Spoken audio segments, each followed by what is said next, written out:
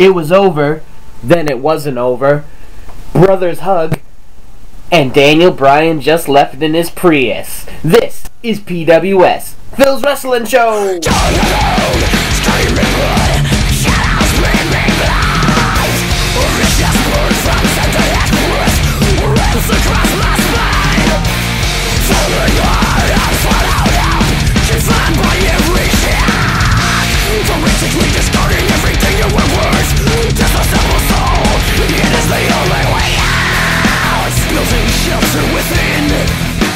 Running the madness inside, searching all of myself, uncover the villain's disguise.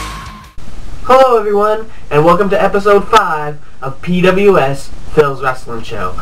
As always, I am your host, the one and only PWS Phil, and this week on the show, I will of course be covering the week in wrestling, but also have figure review of Elite 12 Justin Gabriel, and we'll take a very special look at PWS Phil's Wrestling shirts. Let's kick things off with a review of this past Monday's Raw.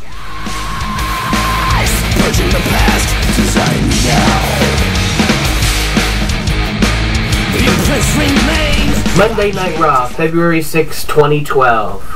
I was definitely looking forward to this week's show so we can find out Triple H's decision about facing The Undertaker.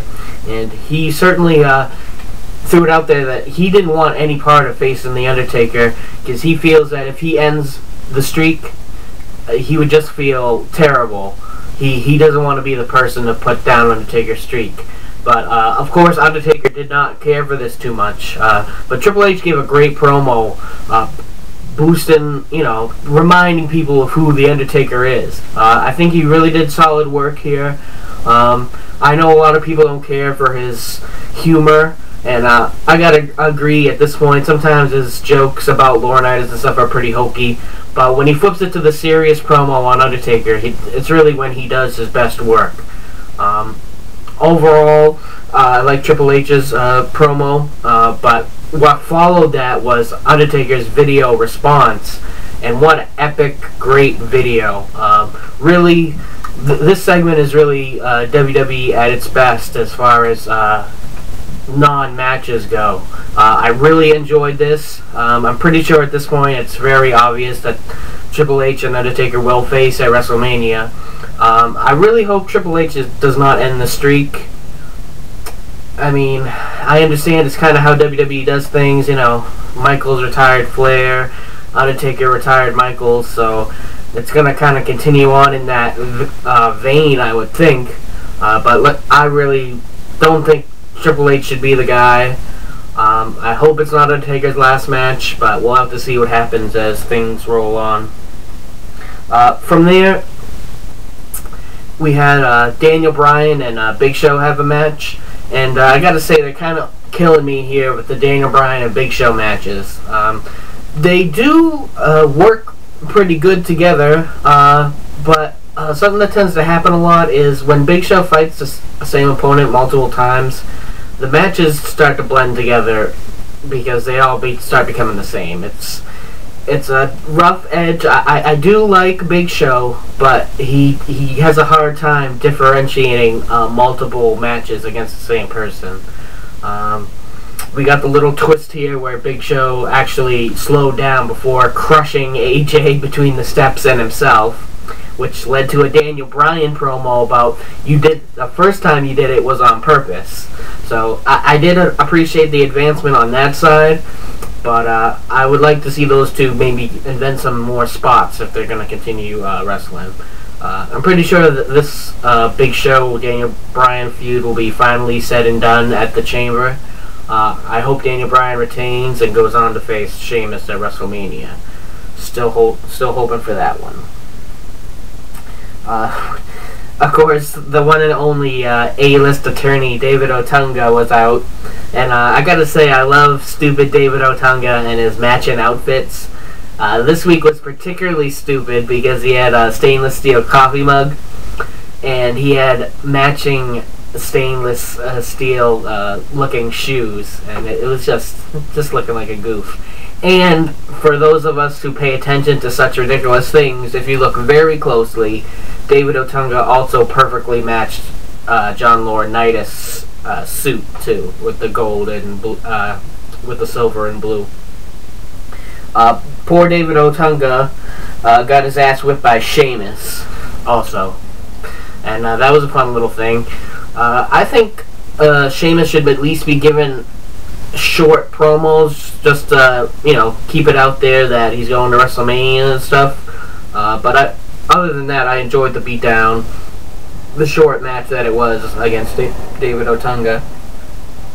And right before break, after that, we got a shot of Jericho coming to the ring through the backstage area, and I just love the disgusted looks he was giving the backstage personnel. Just utter disregard for their humanity. It was a short bit, but it was funny just because Jericho's facial expressions are hilarious. After that, of course, Jericho came out to give his promo, and we finally got the full explanation of what all these shenanigans have been about. And basically, he's sick of all the people ripping off his material in WWE, with CM Punk being the #1 offender on that list. So, fingers crossed. I think it's pretty obvious we're getting that at WrestleMania, Punk versus Jericho. And I really would like to see Jericho be the champion going into that. So, for anybody keeping score, I'm officially saying right now Chris Jericho is leaving the Elimination Chamber as the WWE champion.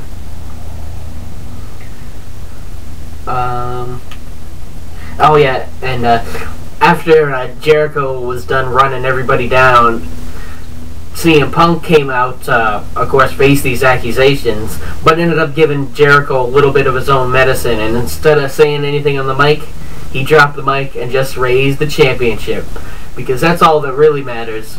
Jericho can say what he likes about Punk, but it doesn't change the fact that Punk is the WWE champion. After the peak of a Jericho promo can bring a show, they decided to flip the script and give us a Great Khali match to follow that up. Now, I think I've stated more than a few times that Great Khali is one of my least favorite wrestlers of all the times. He's just terrible in the ring. I really don't need to see one version of chops into another version of chops into a poorly executed chokeslam. It's just terrible. They ended up sticking him in a tag team with Randy Orton.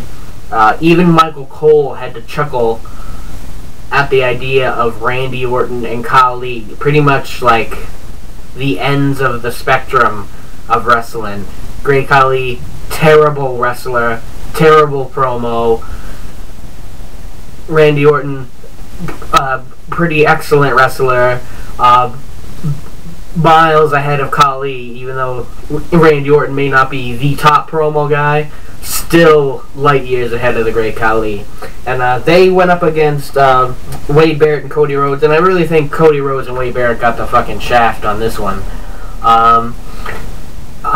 He's got so much going on here, with, of course, Barrett and Rhodes being Randy Orton's last two feuds. There'd be a lot to do in this match, but they pretty much got jobbed out, Great Khali and Orton, just so we could get the story of Orton and Khali don't get along. And pretty much the only redeeming factor from this whole thing was that Randy Orton RKO'd Great Khali. And let's hope that Great Khali's involvement in the chamber is not that much and he gets eliminated quickly. It was good to see. They've been building up Tamina in the women's division for a while, and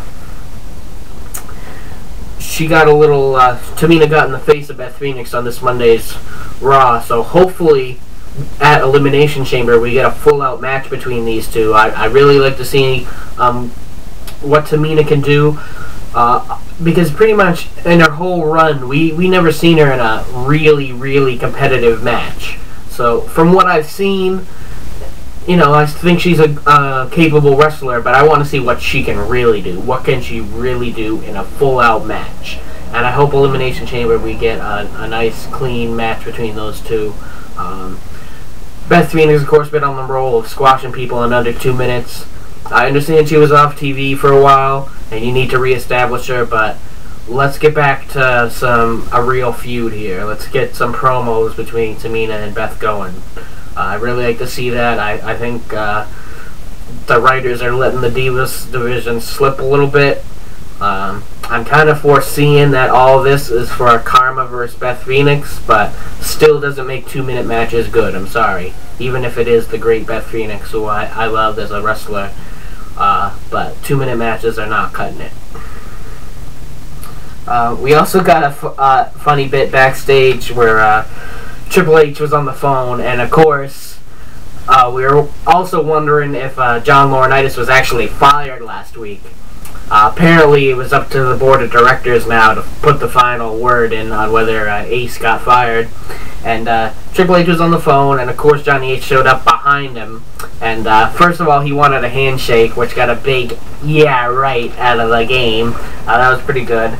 And Laurinaitis went on to explain that he had also set up a match, Kane versus Cena, at Elimination Chamber in an ambulance match, which should be pretty good. I would have personally preferred just a last man standing match, but I know how these Kane storylines go. They always gotta go with something pretty over the top, but I think it will still be a good, brutal match between Cena and Kane in the ambulance match, and maybe that's when Zack Ryder will make his comeback and help Cena out.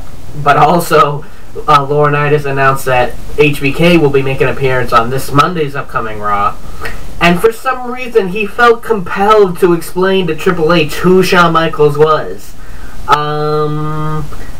Pretty much Triple H's best friend in real life is Shawn Michaels. And but that didn't stop John Laurinaitis from, all the nicknames, Mr. WrestleMania. And caught my favorite line of the night from Triple H. "I know who he is, moron." And he the way he just delivered it right to Johnny Ace's stupid face was really classic and priceless. So if you want to see that little bit, it was a good delivery from Triple H, who also went on to tell him that he'd kill him if he didn't get the hell out of his office, which was also good. Johnny Ace, as the sole general manager of Raw, is irritating and heelish in his own way, but I see a lot of humor potential if Triple H is allowed to run Raw, but John Laurinaitis has to be his assistant. I see a lot of potential funny bits of Triple H shitting upon John Laurinaitis, so maybe that's something we'll get in the future.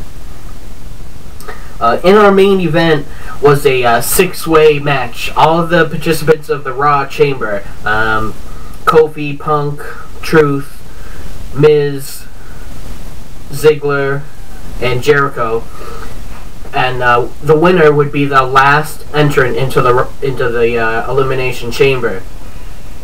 During this match, there was a rough spot where Truth did a front flip over the top rope, and Miz tried to catch him, but it was just not the night for these two, because R-Truth ended up hitting the floor pretty hard. Apparently bounced the back of his head off the floor. I thought he fucking broke his tailbone personally, but yeah, it was a rough one. A lot of people shitting upon the Miz, but I say you gotta cut the guy a little slack. I mean, when was the last time we seen anything like this happen? He usually, I think he does fine.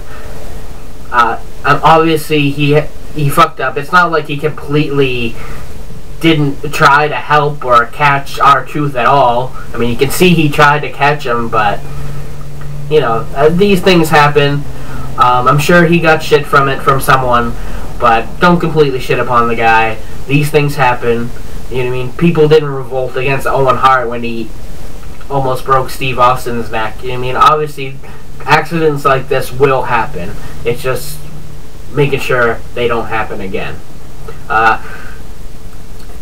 Chris Jericho ends up winning this match after screwing CM Punk over. CM Punk hit the GTS on Dolph Ziggler, and Jericho pulled CM Punk off the pin, and then tossed him over the announce table. And then another favorite part from the show was that he knocked the top piece of the announce table, the little front lip with the WWE logo, pushed it upon Punk, just to ensure that even if Punk was to get up, that now this piece of wooden board was going to keep him there. And then of course Jericho ran in the ring, foot on the rope, and is going in last in the chamber.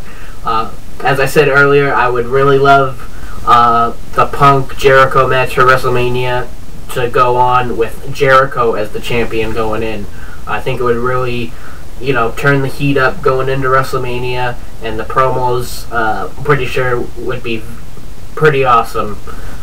Especially if Jericho somehow, I don't know how you could get a sleazy victory in the Chamber. I mean, obviously, Jericho's last Chamber win, where he won the title from The Undertaker, was because of Shawn Michaels' interference in the Chamber. So there is that way. I don't really feel that Jericho needs anything like that to win this Chamber, but it would definitely help if there is some way he can, turn the knife in Punk and get the title and get it in an insulting fashion. Right at the tail end of the show, we got this small bit with Kane stalking Eve, and he was telling her that basically he is completely off the fucking... He's a maniac, pretty much. He's saying even he fears what he can do himself. So, I did appreciate that this does make Kane look like the monster that we all love him to be on the show. I just found it to be extremely weird placement. I mean, some people are probably already tuned out as soon as oh, yeah. Here's another little bit I enjoyed. Jericho, after winning the match, took the WWE Championship over his shoulder, despite the non-title match that it was, and sat Indian style in the ring like CM Punk. So pretty much already starting to rip off Punk's steel. But that was pretty entertaining. But back to Kane. I thought it was a good performance. Eve was good being afraid. I'll give her credit there. And Kane was good being a monster. Like I said, I just feel that this was a really odd placement for it on the show. And maybe more surprising than anything else really on the show was no John Cena. I understand there's a lot of Cena haters out there, but from a business standpoint, I would like to keep John Cena on the show at all times. Unless, you need an injury angle or something. There's really no reason for him to not be on the show this week. So it makes me wonder what he was up to. Where was he if he wasn't on the show? Was he already over in Dubai? And what was the deal there? Overall, a good episode of Raw. Avoid Great Khali, unless you want to see him eat an RKO, which, who doesn't want to see an RKO? But definitely go out of your way to see Undertaker's response video to Triple H. Possibly has to be right up there with any of the greatest WWE promo packages ever shot. I'm hoping there's more of these, because it was just fucking epic. This was an epic Undertaker video. And also, if you want to catch that nasty spill on R-Truth, check that out. When we come back, TNA Impact Review. Now available on eBay. Click the link in the description.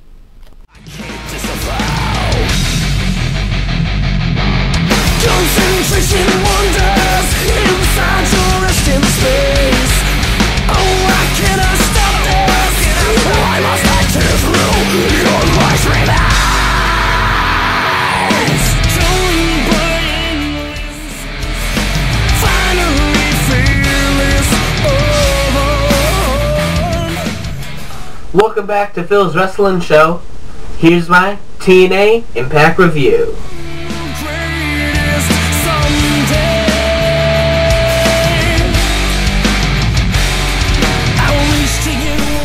TNA Impact from February 9th, 2012. Now, last week they pushed this show heavily as a Star Wars theme, and I was kind of looking forward to this. Maybe some of the people will be dressed, somewhat Star Wars style.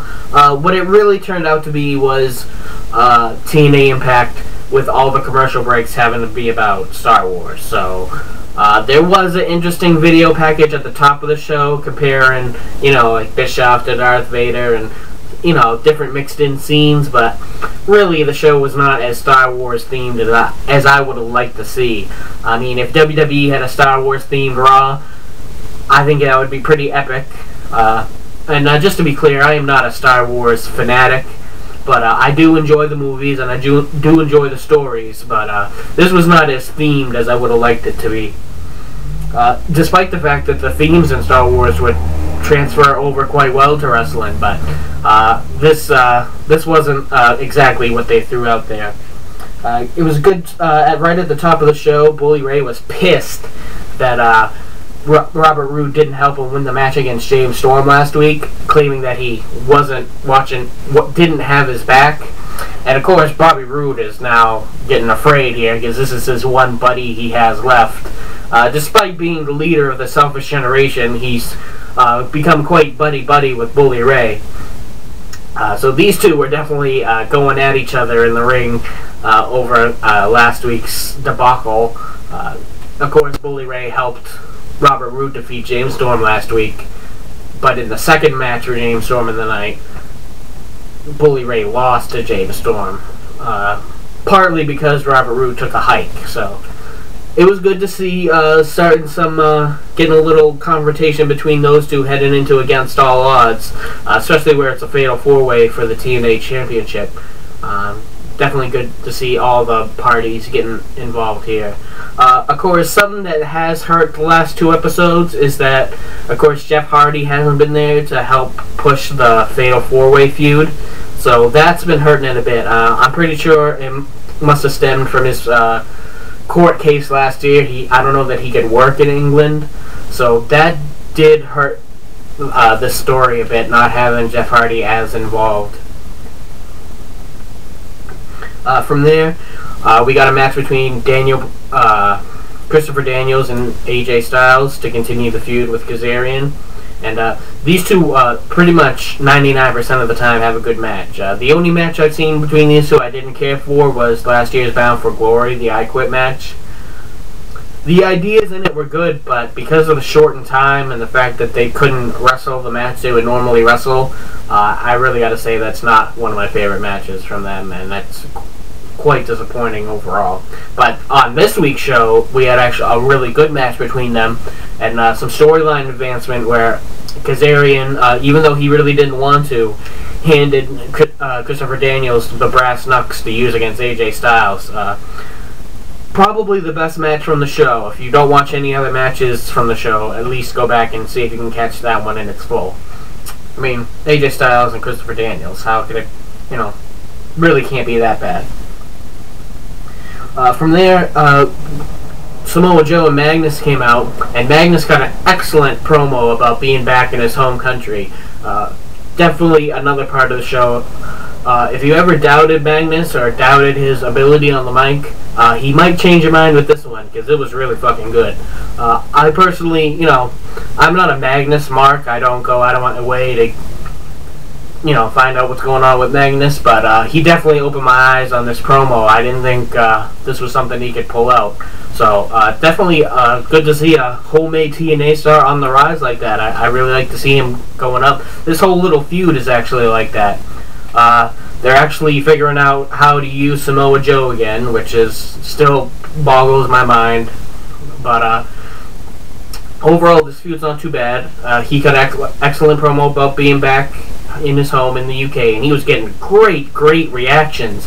I mean, Joe didn't even have anything, they didn't even let Joe go on the mic. This was all Magnus, and he did a great job. Crimson and Morgan came out and they got into a brawl just to continue the feud, and I'd really like to see Joe and Magnus get a run with the belts. I think let Crimson and Morgan move on, have their feud, most likely with each other, and let Magnus and Joe tear it up for a while with the tag belts. And maybe by the time we get to Bound for Glory, maybe Joe will be in a spot to get back in that main event division. From there, we got interesting triple threat X Division style. Austin Aries versus Alex Shelley versus Doug Williams. And the reason I thought this was kind of interesting is because Aries is facing Alex Shelley at Against All Odds, and kind of like giving away your title match, just maybe even a little better with Doug Williams being in there. It was a good triple threat match all around. Great X Division action. Alex Shelley ended up picking up the win on Austin Aries, so that was good. And I don't know if that Aries is going to lose the strap based on that alone, that he lost to Shelley on the Go Home show. So for all those Alex Shelley fans out there, I'm sorry to break it to you, but I think Aries is keeping the strap. From there, we got now this is something that TNA does well. When they're in it somewhere different, they like to use it fully to their extent. And we got an interesting segment where Tara was in England, you know, having a look at the sites, making it look like a, you know, little promo thing for TNA, but she gets attacked by Gail Kim, and they have a little brawl. And it's little things like that I appreciate TNA does, making use of their unique venues when you're away from the Impact Zone. Of course, then we got more of the stupid storyline with Eric Bischoff and Hogan. Like I said, I was really disappointed that Hogan was the trainer of Garrett Bischoff. I mean, Hogan's one of the best promo guys in history, but not exactly the guy I'd go to get trained for wrestling. I mean, this is the guy who has an electric device in his fucking spine now. So, probably not where you want to be in life in your 50s. So, I don't know that that's the guy you'd want to fully pattern your whole career after. Success-wise, sure, but how it came out on the other end of things, not so much. So, really, the only way this whole feud could really pay off is that if Gunner and Garrett Bischoff have an at least 3 to 4 to maybe 5-star match, and I'm gonna have to throw it out there that is a giant NGH. They're not gonna happen on a 5-star match with Gunner and Garrett Bischoff. So I appreciate that, you know, how they set things up where, you know, Garrett and Hogan is one side and Eric Bischoff and Gunner is the other side, you know. But no, it's not doing it for me personally. I don't care for it, but I'm pretty sure it's not going anywhere. Then we got more from Rude and Bully Ray in the backstage area as they were preparing for the night's tag team match against James Storm and Sting. They somewhat smoothed over their differences. Bully Ray insisted that he was a great tag team wrestler, and Bobby Roode was only a good tag team wrestler, which of course is completely insulting to the whole history of beer money. And then once they finally straightened things out, it couldn't just be sealed with a handshake. Robert Roode insisted that brothers hug. So, good hilarity. Completely brings me back to the old Austin and Angle bits from the Alliance days.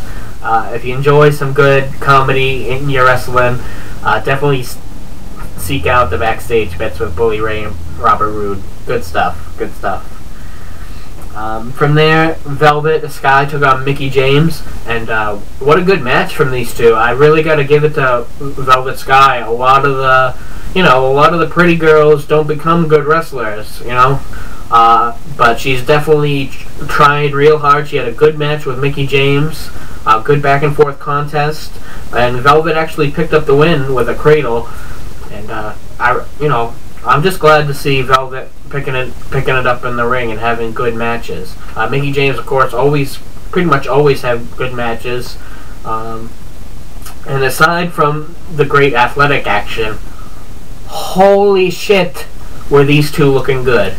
I gotta say, looking delicious, ladies. Thank you. From there, this is where things got a little better for the main event of Against All Odds. They had a great promo package with never-before-seen interviews with all the participants in the Fatal 4-Way. Jeff Hardy, Bully Ray, Robert Roode,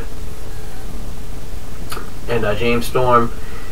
And they all gave their opinions on the match and each other. It's a really, if you're going to see Against All Odds, seek out this promo. It's really good, a really good way to promote the match.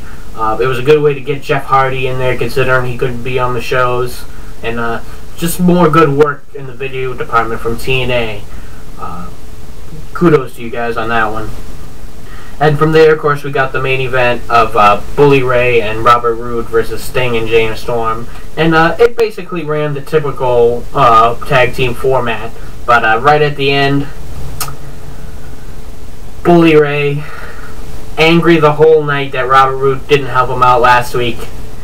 Sting had Robert Roode in the Scorpion Deathlock, and Bully Ray was gonna smash Sting with the TNA title, but he said, you know what, Bobby? You didn't help me, I can't help you. And Bully Ray hit the bricks and let Robert Roode have to tap to the Stinger. So, even though I wasn't too happy to see Bobby Roode get a loss here, it was to Sting, who isn't really in contention for the title. So, really, overall, it doesn't hurt Bobby Roode at all.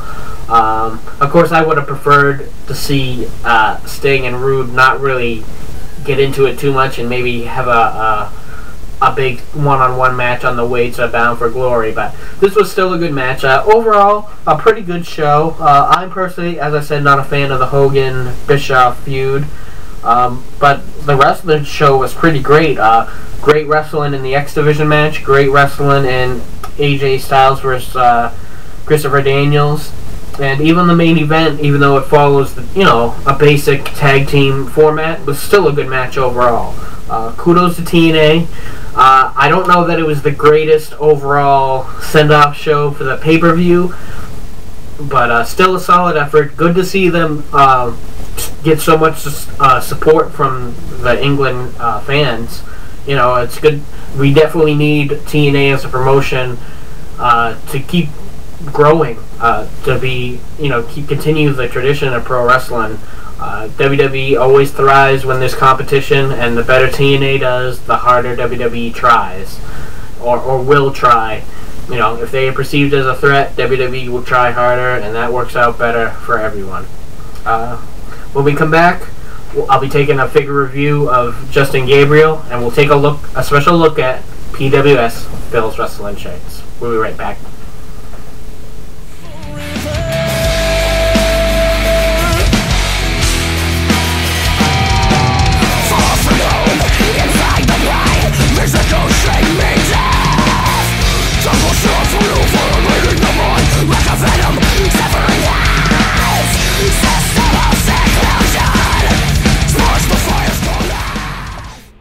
Alright guys, here we go.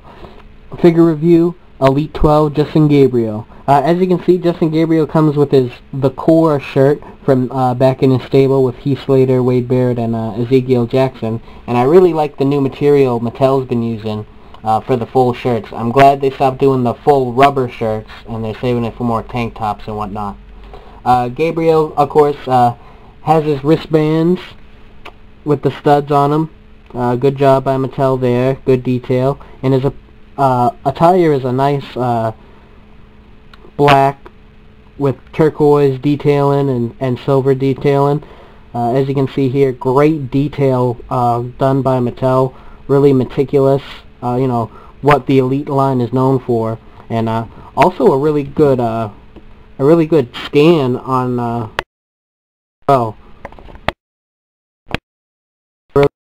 They gave him a good look there. These go for about $15 to $18 depending where you shop.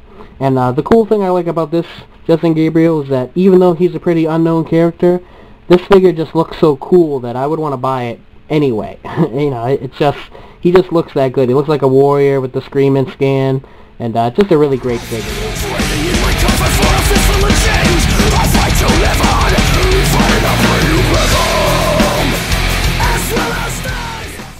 Alright guys, we're going to take a look right now at Phil's Wrestling Shirts. I get a lot of questions about how my shirts go on and what they're made out of. My shirts are made out of actual t-shirt material. They're two-sided figure shirts, no Velcro or anything. They're stitched up the sides, and they go on like you or I would put on a shirt. I suggest that you remove any elbow pads or any accessories from the arms before putting on a PWS shirt. And you just lightly squeeze the hands together to get it going. Get the hands up in there. And you'll see there that the shirt will stretch, and you just slide it right on down. Get the arms out the holes. and then just finish sliding it down. Put the arms down, and you're good. You now have one very well-dressed wrestling figure. Now get your back logo, no Velcro, no ripping, looks good, and as John Cena would say, you can't see me.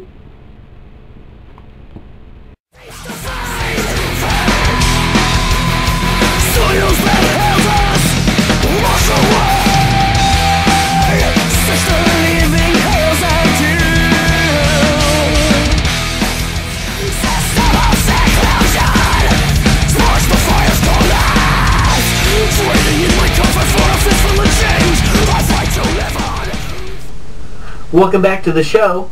It's time for SmackDown Review.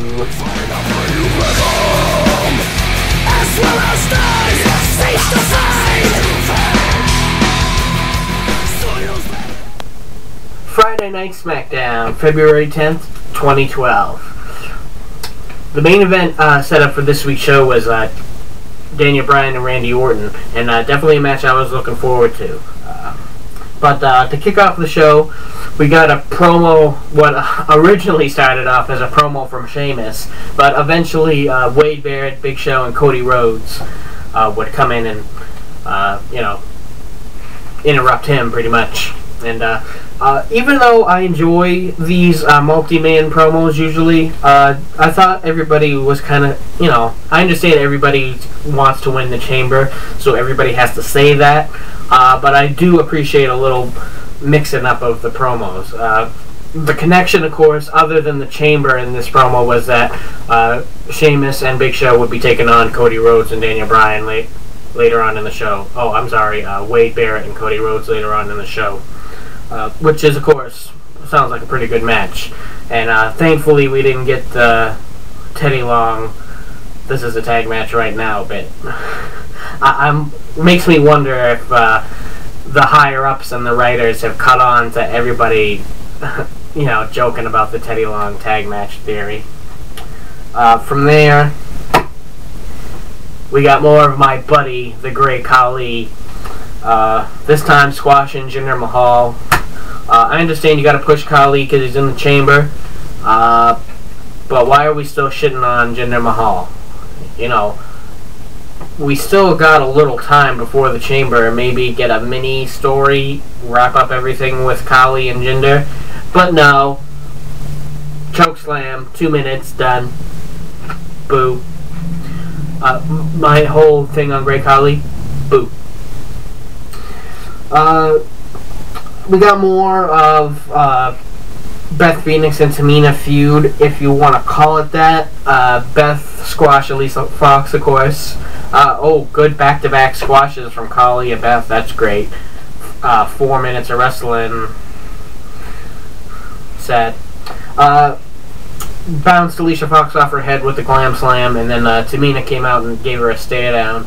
Beth Phoenix hit the bricks, and if you go to WWE.com or their YouTube account, you can see Beth saying that she is glad to see Tamina stepping up as a challenger. And like I said on the Raw review, I hope we get a good, clean match between these two.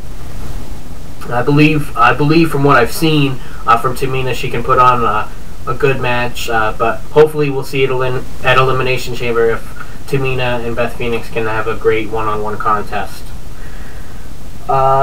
From here, of course, we continue the absolutely stupid Natalya farting storyline, which I'm really surprised came around for SmackDown. SmackDown's usually keeps it a little more, quality to their storylines, but I mean, if they think this is gonna work, they're gonna run with it. The only highlight from this stupidity was that this week she farted and Hornswoggle came around. He ended up, of course, head first in the stink cloud and fell over dead like a bug. And despite the stupidity, I got a good chuckle out of this. I don't know that everybody found it as funny, but I definitely got a kick out of it. Just the fact that he dropped, and it was a good bit from Swoggle. I enjoy him when he's used in things like this. And of course, the segment was so short. I mean, some people react like this is a 20-minute part of the show. It's like under a minute. Don't worry about it. Calm down. Okay? Just simmer down now. From there, we got the tag match, Cody Rhodes and Wade Barrett versus Sheamus and Big Show. And much like the Impact main event, this was, ran the typical format. But what I did like about this match was that Big Show was the good guy in peril, while Cody Rhodes and Wade Barrett put the beat down on him. And Sheamus ended up getting the victory with the bro kick. But I really appreciate that in this match, Barrett and Rhodes weren't made to look like jobbers like they were against Khali and Orton. They got a good amount of offense in on Big Show, which is good because it ups their credibility a lot too. I mean, when Cody Rhodes came in, of course, WWE Little Man Syndrome, he basically got treated like a jobber. But it's good to see him now where he's more established and has filled out a bit in his frame, that they can actually have him get a good amount of offense in on Big Show, where in years past he just would have been tossed aside like a little ant. And like I said, it's just good to see Barrett and Rhodes not be completely shit on in this match. And Sheamus, of course, continues his role on the way to WrestleMania. Then we got an interesting segment where Michael Cole was interviewing AJ about everything that's gone on with Big Show and Daniel Bryan, and she flipped the whole script on him, saying that he caused more damage with all the stupid shit he says than Big Show's ever caused, which does have a hint of truth to it. I feel that Michael Cole kind of has gone off the chain a few times in his heel character, to the point where there's a fine balance of annoying people too much, and I think that he must at times drive away the casual viewer of Raw. Obviously, if you're a hardcore fan like myself, it doesn't matter how terrible Michael Cole is, I'm still tuning in every Monday night.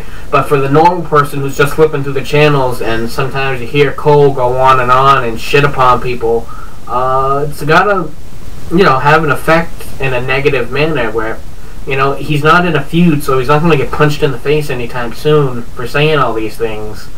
And, he does hurt the show. But back into the storyline on the show, of course, he freaked and said, got in AJ's face, telling her, hey, you're an idiot. Daniel Bryan's just using you to help keep the championship. Now, at this point, AJ's looking like a big good guy. Cole's always a piece of shit like he is.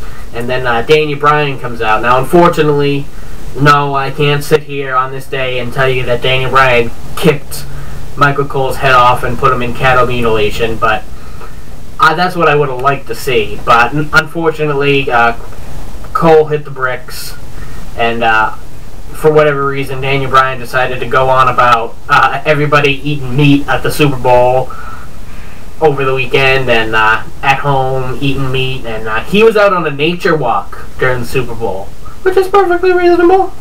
A lot of nice things to see in nature.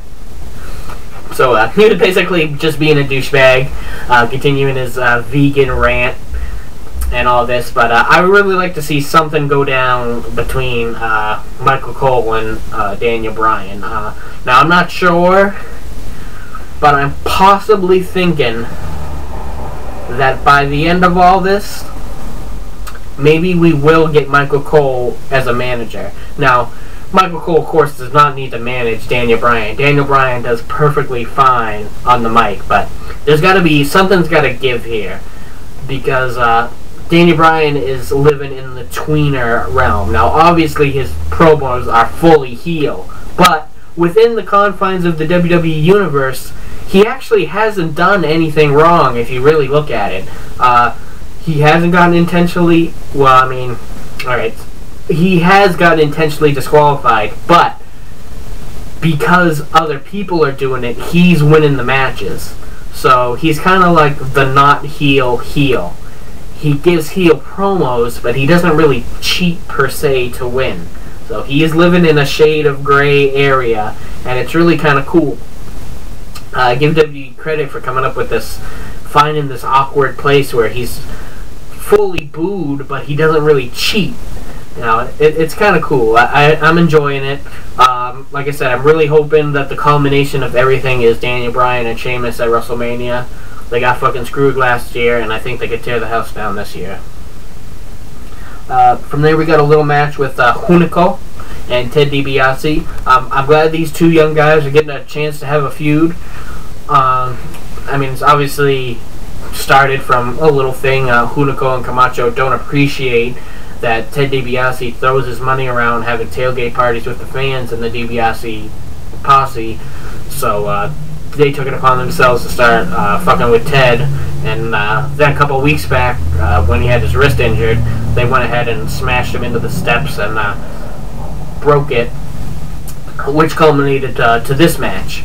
And it was a good little match. I mean, it's not gonna, you know, it's not Taker and Michaels, of course, but they did a good little match. And of course, they had their flag match a few weeks back too. This was good. Hunico worked over the cast. DiBiase has a full cast on his wrist now, and so the most of the match was Hunico working the wrist, and then Ted out of nowhere got a roll up on Hunico to continue things. I think Ted is working real hard. Ted DiBiase knows there's a lack of upcoming faces, so he's working hard to get his spot up there. He has had plenty of matches with Daniel Bryan in the past too, so maybe after everything goes down with WrestleMania, maybe by the time we get to the summer, maybe Ted will be back in a position to feud with Daniel Bryan with roles reversed, where Daniel Bryan can be the heel and Ted DiBiase is the face. I'd like to see Ted get up there. Like I said, WWE needs some more upcoming faces. And overall, like I said, I'm just happy to see Hunico and Ted DiBiase getting pushed on the show. And I gotta say, I was not particularly a fan of Hunico as Sin Cara Negro, mostly because I'm just not a fan of one person taking another person's place as the same character. But once he became Sin Cara Negro, it was a little better. But I definitely prefer him overall as Hunico. He's filling out the character well. We haven't had a thuggish Latino character in a while. Possibly all the way back to Los Boricuas in WWE anyway. I don't really think you could classify Chavo and Eddie as they certainly weren't fully thuggish. So I'm enjoying the run. I'd like to see Camacho get a match. What the hell? You know, as I understand it, he's the son of Ming, also known as Haku in other circles. And I really like to see what he can do out there. You know, he seems like a big dude. He does look a lot like Lenny Kravitz when he's in his Camacho gear. I gotta throw that out there. But I like to see what he can do in the ring. And then, of course, our main event, something I look forward to very much, was Randy Orton versus Daniel Bryan. And for the 99% of the match, it was actually really great. I'd like to see these two get a full-out 20-minute match, 30-minute match at some point. I certainly could see them coming down to the last two in the chamber. You know, I don't really see anybody else. Well, it could be Big Show and Daniel Bryan coming down to the last two, but I think quality-wise, Orton and Daniel Bryan would be the best two to finish out the chamber. And at the end, Daniel Bryan, kind of like I said earlier, he actually, instead of trying to finish the match with Randy Orton, he jumped outside, grabbed the World Heavyweight Championship, and got in Big Show's face. Big Show, of course, tossed him back in the ring, which got Daniel Bryan the win by disqualification. So, as I said, even though he's not fully cheating, he's still a dick and a heel, but more of an asshole than Big Show, but not as much of an asshole as Michael Cole. So he's living in that in-between area, and it's just a cool storyline overall. Of course, after the match, after the DQ, of course, he ate an RKO, and another cool little bit was, of course, now Randy Orton was pissed because he just could have got a win on the World Champion. So he went outside and he said, you know, well, I don't fully give a fuck. I'm getting in Big Show's face, and they got into a brawl. And if you want to see more of that brawl, head over to WWE.com. They have a continued video of that brawl. I believe also available on WWE's YouTube page. Overall, good episode of SmackDown. I liked it. Not the greatest. Of course, we had to sit through terrible Great Khali. you know, if like I said, I'm glad Tamina's challenging Beth, but I'm kind of getting sick of the 2-minute Beth wins. Natalia's stuff stupid, but good tag match. Sheamus and Show versus Barrett and Rhodes, better than the tag match from Raw. And of course, can't go wrong with Randy Orton, Daniel Bryan. Thank you guys for tuning into the show this week. Don't forget to check out my Facebook, follow me on Twitter. I've got a bunch of great stuff on eBay right now. Check out PWS Forum. You can see my action figure wrestling shows. Those are really good. And of course, thank you to Manifest for the music on the show as always. And of course, I'll see you guys next week on PWS, Phil's Wrestling Show. Wash away, sister.